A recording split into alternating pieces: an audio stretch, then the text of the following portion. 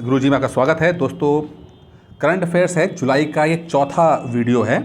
Already 3 video मैंने बहुत अच्छे तरीके से अपलोड कर दिए हैं। उम्मीद करता हूँ आपने देख लिया होगा करंट अफेयर्स को। यूपी पीसीएस 2024 की तैयारी कर रहे हैं जो लोग, या आरओ की तैयारी जो कर रहे हैं, या पेट की तैयारी कर रहे हैं, उस सबके लिए करंट अफेयर्स जो है ये चौथा, जुलाई महीने का चौथा ये वीडियो है।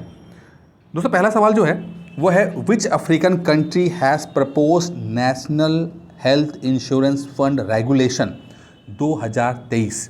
किस अफ्रीकी देश ने राष्ट्रीय स्वास्थ्य बीमा कोष विनियम 2023 प्रस्तावित किया है? देखिए, national health insurance fund regulation, पहले इसका आंसर देते क्या है। इसका आंसर है कीनिया। कीनिया ने बोला कि हम ऐसा फंड बनाएंगे जहां पर हम कंट्री का मंथली जो जितना भी होगा वो उसको कंट्रीब्यूट करेंगे। 2.75% जो इनकम होगी वो उसको हम करेंगे NHIF के अंदर कंट्रीब्यूशन, जिससे कि लोगों को पेंशन दी जा सके। एक फंड बनाया जाएगा जिसके अंदर केन्या जो सरकार है वो पूरे केन्या का 2.75% इन्वेस्ट करेगी, उसके अंदर डालेगी उस फंड के अंदर, और फिर उस फंड को फिर इन्वेस्ट किया जाता है, जिससे और पैसा कमाया जाएगा, उसके बाद जाके वो पेंशन के रूप में लोगों को दिया जाएगा। ठीक है। अच्छा, अब केन्या को अगर थोड़ा देखें तो केन्या, आप देखिए, इंडियन ओशन इसके लेफ्ट राइट हैंड साइड में है और 3-4 कंट्रियों से घिरा हुआ है, जिसमें एक सोमालिया है, इथोपिया है, युगांडा है, टंजानिया है। ठीक है। अच्छा, एक लेक विक्टोरिया बहुत इंपॉर्टेंट है। ठीक है, बहुत ही बड़ी लेक विक्टोरिया है जो कि 3 देशों से घिरी हुई है। एग्जाम में आपके आ चुका है कि जो लेक विक्टोरिया है वो किन किन देशों से घिरी हुई है आसपास। तो केन्या, युगांडा और टंजानिया जो 3 कंट्रियां हैं, उसके इर्द गिर्द जो है लेक विक्टोरिया के इर्द गिर्द जो 3 कंट्रीज़ हैं। ठीक है, एग्जाम में सवाल आ चुका है, इसलिए मैंने इसको डिस्कस कर लिया। Which country has sign MOU with India for electoral cooperation. हाल में किस देश ने चुनावी सहयोग के लिए भारत के साथ समझौता ज्ञापन हस्ताक्षर किया है? यानी कि इलेक्टोरल कॉर्पोरेशन, यानी कि चुनाव के अंदर सहयोग के लिए। तो किस देश ने किया हुआ है? वो देश का नाम है पनामा। ठीक है, पनामा एक सेंट्रल जो अमेरिका है वहाँ पर है। एक तो नॉर्थ अमेरिका हो गया, एक साउथ अमेरिका हो गया। तो बीच का जो आप देखते हो ये कनेक्शन है, जो जहाँ पर नॉर्थ अमेरिका और साउथ अमेरिका को जोड़ा जाता है, छोटा सा ये वो वहाँ पर 1-2 कंट्री आती हैं। इसमें एक पनामा कंट्री है। और पनामा की जो खासियत क्या है कि यहाँ पर इसके बीच से जिस तरह सुएज कनाल है, उस तरह से पनामा कनाल भी निकलती है। ठीक है, पनामा कनाल जो है वो पैसिफिक ओशन को जो है वो कैरेबियन सी से जोड़ देती है। ठीक है, ये यहाँ पे इस तरह की होती है और शिप जो होती है यहाँ से आकर यहाँ चली जाती हैं। ठीक है, तो ये अपने आप में जिस तरह सुएज कनाल बड़ी पॉपुलर है, मेडिटेरेनियन सी को इंडियन ओशन से जोड़ती है, उस तरह से पैसिफिक ओशन को कैरेबियन सी से ये पनामा जो है, पनामा कैनाल जोड़ती है। और पनामा कंट्री जो है वो सेंट्रल या मिडिल आपका अमेरिका के अंदर आता है। ठीक है, बहुत इंपॉर्टेंट चीज़ है ये। ठीक है, आगे देखते हैं, अगला सवाल देखते हैं। Which Formula 1 racer has won the British grand prix title. किस Formula 1 रेसर ने ब्रिटिश ग्रॉन्ड प्री का खिताब जीता है? तो उसका आंसर है मैक्स वर्स्टेपेन। मैक्स वर्स्टेपेन ने, जो कि आपका रेड बुल कंपनी का जो गाड़ी है चलाते हैं Formula 1, वो मैक्स वर्स्टेपेन ने जीता है फिर से। तो मैक्स वर्स्टेपेन हो सकता है इस साल पूरी चैंपियनशिप भी जीत जाएँ, काफ़ी आगे चल रहे हैं। ठीक है, बहुत बढ़िया इसमें। At which airport in India the countries first elevated cross taxiway service has been started. Bharat के किस हवाई अड्डे पर देश की पहली एलिवेटेड, यानी कि ऊपर, जमीन से ऊपर, क्रॉस टैक्सीवे सेवा शुरू हुई है? तो वो है इंदिरा गांधी इंटरनेशनल एयरपोर्ट। ठीक है,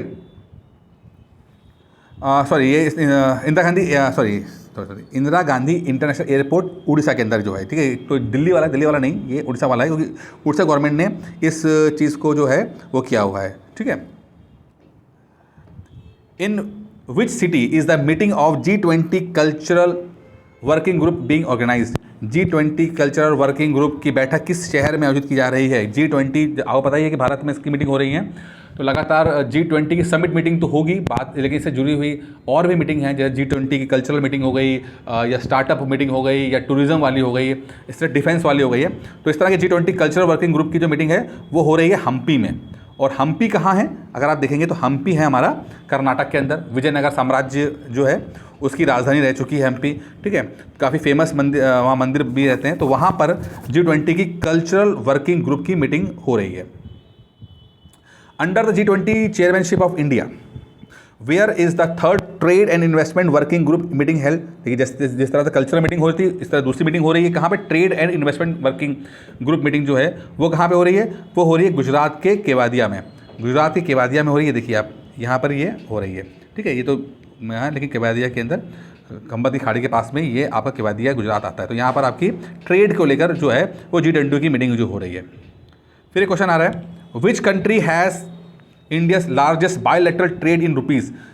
रुपीज़ के अंदर बायलैटरल यानी कि दो देशों के बीच में जो व्यापार होता है वो रुपीज़ में किया जाएगा। तो इंडिया सबसे ज़्यादा किससे रुपी में रुपी में ट्रेड कर रहा है। वैसे तो बहुत सारी कंट्रीज के साथ कर रहा है। हम रशिया से हमने तेल जो है वो लिया है, इंडियन करेंसी के अंदर लिया है, और कंट्री के साथ भी है, ठीक है। लेकिन सबसे बड़ा जो है जो रुपये के अंदर बायलैटरल ट्रेड जो है स्टार्ट किया है इंडिया ने, अभी जो स्टार्ट किया है वो है बांग्लादेश के अंदर। तो बांग्लादेश जो है वो रुपये में ट्रांसलेट करेगा, ठीक है। इससे फ़ायदा ये होता है कि जो आप डॉलर पे डिपेंडेंसी होती है उसे ख़त्म कर देते हैं, ठीक है।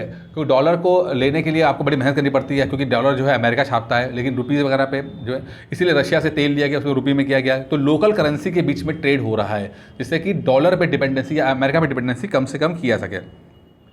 External affair minister S Jaishankar has nominated from which state for the upcoming Rajya Sabha election.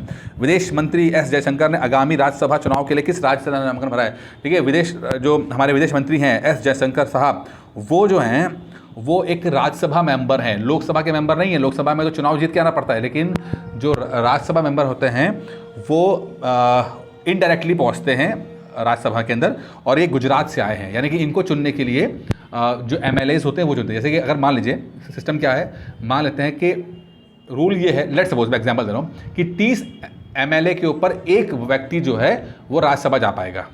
तो मान लो जैसे कि गुजरात के अंदर 90 किसी कांग्रेस के पास 90 सीट्स हैं, ठीक है। तो 30-30 करके 3 लोगों को वो राज्यसभा में भेज सकते हैं। तो गुजरात से बीजेपी के प्रत्याशी हैं एस जयशंकर, ठीक है। एक बार ऑलरेडी आ चुके हैं, फिर से गुजरात से आने की पूरी संभावना है। Lord Hanuman has been declared as the official mascot of which chairmanship। भगवान हनुमान को किस चैंपियनशिप का आधिकारिक शुभांकर घोषित किया गया है? देखिए मैस्कॉट बनाया गया है भगवान हनुमान को, ठीक है। और ये बनाया गया एशियन एथलेटिक चैंपियनशिप जो थाईलैंड में हुई है, अभी खत्म हो चुकी है, ठीक है। इंडिया ने अच्छा परफॉर्मेंस दिया है, थर्ड आई है। फर्स्ट जापान आई है, फर्स्ट जापान है, सेकंड चाइना और थर्ड इंडिया आई है। इसके अंदर एथलेटिक्स चैंपियनशिप थी, सिर्फ एथलेटिक्स के कॉम्पिटिशन में था इसका, थाईलैंड में हुआ। उसमें लॉर्ड हनुमान को जो है एज अ मैस्कॉट बनाया गया है। देखिए, देख रहे हैं आप कितना बढ़िया बनाया हुआ है। तो लॉर्ड हनुमान, तो आप देखिए कि कल्चर जो है वो देशों की बाउंड्रीज नहीं जानता। वो कल्चर है, जो हमारे लेजेंड्स हैं, जो हमारे धर्म हैं, वो सब जो हैं आपस में शेयर करते हैं। हर देश, हर सोसाइटी करती है। Which university will offer PhD courses in 3 foreign languages, French, Russian and German in on it's campus. कौन सा विश्वविद्यालय अपने परिसर में 3 विदेशी भाषाएं, फ्रेंच, रूसी और जर्मन में PhD करवाएगा? तो वह इलाहाबाद यूनिवर्सिटी, ठीक है। Jens Stoltenberg has been elected as the head of which grouping for 3rd time in a row. John Stoltenberg को लगातार तीसरी बार किस समूह का प्रमुख चुना गया है? तो उन्हें चुना गया है नाटो का इनको प्रमुख चुना गया, और ये भी जो है समझिए कि लगातार तीसरी बार चुना गया है। और नाटो की अगर बात करते हैं तो अगर मॉडर्न मैप में देखें तो नाटो जो है एक ऐसा ऑर्गेनाइजेशन है जो कि रशिया की फिलॉसफी या आइडियोलॉजी के खिलाफ बनाया गया था। और आप देखो जिस तरह से यूरोप के अंदर आप देख रहे हो, यूरोप में बहुत सारे कंट्रीज जो है नाटो से जुड़ चुके हैं। नाटो का मतलब ये होता है कि ये मिलिट्री अलायंस होगा कि अगर मान लो किसी नाटो कंट्री पे अटैक होता है, जैसे लेट्स सपोज ब्रिटेन जो है वो नाटो का सदस्य है और ब्रिटेन पे कोई देश अटैक करता है, तो ये माना जाएगा कि नाटो पे अटैक किया गया और सब लोग मिलकर उससे लड़ेंगे, ठीक है। तो अभी यूक्रेन और रशिया का जो वॉर हो रहा है उसके पीछे भी नाटो का बहुत बड़ा रोल है, ठीक है। और यूक्रेन ने कहा कि हम नाटो ज्वाइन कर लेंगे, रशिया ने कहा कि अगर तुम इतने बगल में होने के बाद नाटो को ज्वाइन कर लोगे तो खतरा हमें बढ़ जाएगा। तो इसलिए रशिया ने अटैक कर दिया यूक्रेन के ऊपर। और आजकल जो नाटो को फंडिंग मिल भी रही है, हथियार मिल भी रहे हैं यूक्रेन को, तो नाटो की तरफ से ही मिल रहे हैं। According to the global fire power report, what is the rank of India in the world's most powerful enemies?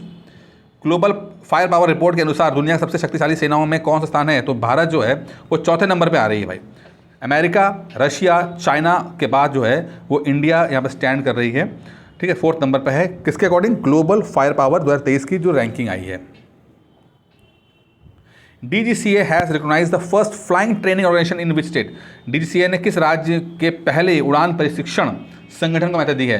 तो वो दिया तमिलनाडु के। तमिलनाडु का एक सेलम जिले में ये इंस्टीट्यूट बनाया गया है। क्या नाम है? एक V air training organization private limited, जो कि होगा तमिलनाडु के अंदर, सेलम के अंदर।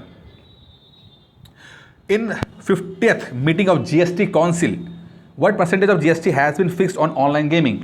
GST काउंसिल की 50वीं बैठक में ऑनलाइन गेमिंग में कितना प्रतिशत GST लगाया गया है? तो देखिए GST जो लगाया जा रहा है ऑनलाइन उसके ऊपर वो है लगभग 28%। सबसे ज़्यादा वाले स्लैब के अंदर ऑनलाइन गेमिंग को रखा गया है। तो ड्रीम 11 हो गया, ये सब हो गया, MPL, इसके अंदर जो है वो 28% टैक्स देना पड़ेगा लोगों को।